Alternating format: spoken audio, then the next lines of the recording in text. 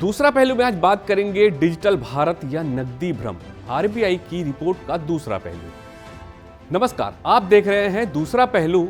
आज बात उस देश की जो खुद को डिजिटल इंडिया कहता है, जहां यूपीआई जैसे इनोवेशन ने पूरी दुनिया को चौंका दिया, लेकिन उसी देश में नकदी का चलन भी लगातार बढ़ रहा है। आरबीआई की ताजा वार्षिक रिपोर्ट पर एक ऐसा आईना लेकर आई है जिसे हम सबको अपनी समझ दोबारा जांचनी होगी। तो आज दूसरा पहलू में सवाल यह है, क्या भारत वाकई डिजिटल हो रहा है या फिर हम नकदी के मोड़ से अब भी मुक्त नहीं हो पाए हैं। यूपीआई की छलांग आंकड़े चौंकाते हैं। भारत में डिजिटल भुगतान में जबरदस्त उछाल आया, खासकर यूपीआई इसमें भारत को वर्ल्ड लीडर बना दिया।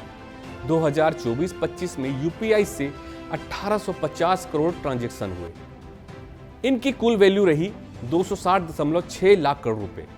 ट्रांजैक्शन की संख्या 42% और वैल्यू में 30% की वृद्धि। कुल डिजिटल भुगतान में यूपीआई की हिस्सेदारी 94% हो चुकी है।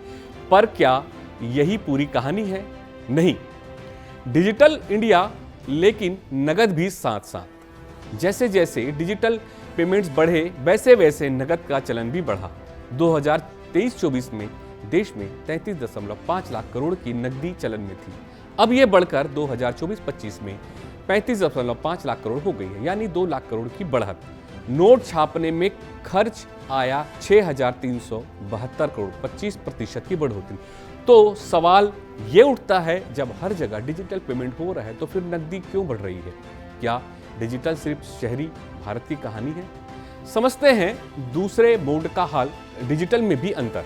यूपीआई के चलते दूसरे डिजिटल पेमेंट्स मोड्स का क्या हाल है? आईएमपीएस ट्रांजैक्शन में 6.3 की गिरावट, आरटीजीएस यानी बड़े अमाउंट के ट्रांजैक्शन में 12% बढ़े, एनएफटी में 32% की जबरदस्त वृद्धि, लेकिन डेबिट कार्ड से भुगतान 29.5% घटा, क्रेडिट कार्ड यूज में 34% की बढ़त। इसका मतलब है कि लोग मोबाइल पर स्कैन कर रहे हैं, लेकिन कार्ड्स और कुछ पुराने सिस्टम पीछे छूट रहे हैं। नकली नोट और ई रुपया, दो छोर की हकीकत।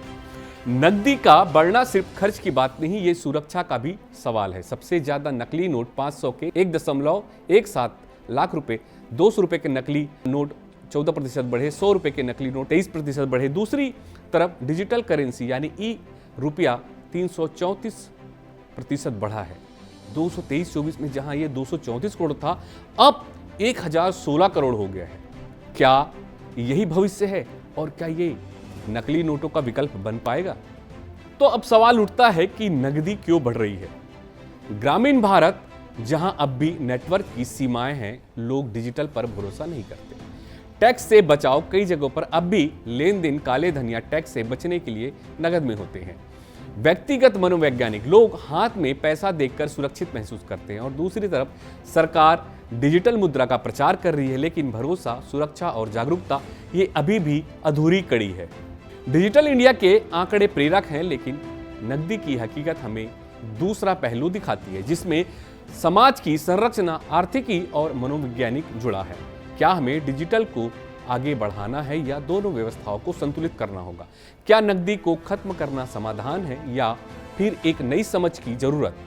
यही सवाल है जिन पर देश को ईमानदारी से विचार करना होगा, क्योंकि तकनीक से बड़ा मुद्दा है भरोसा,